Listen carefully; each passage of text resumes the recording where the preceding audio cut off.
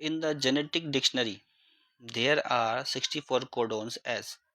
Genetic dictionary में 64 codons होते हैं।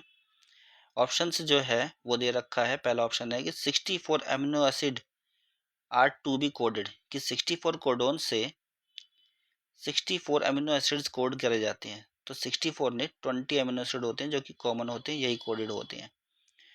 ठीक है, तो ये आपका जो है रॉन्ग स्टेटमेंट लिखा हुआ है।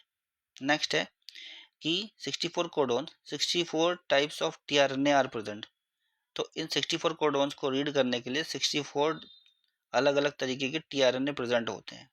तो ऐसा नहीं है, कुछ टीआरएनए जो है दोबारा से रीयूज भी हो जाते हैं। तो 64 के लिए 64 होगा ऐसा नहीं है, कम होते हैं। ठीक है, तो ये स्टेटमेंट भी रॉन्ग है।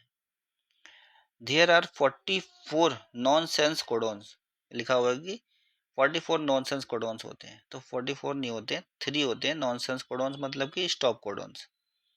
ठीक है, 20 सेंस कोडोन्स होते हैं। ठीक है, तो ये वाला जो स्टेटमेंट है ये भी रॉन्ग है। नेक्स्ट है जेनेटिक कोड इज ट्रिपलेट, कि 64 कोडोन्स जो हैं इनमें जो जेनेटिक कोड होता है वो ट्रिपलेट फॉर्म में होता है।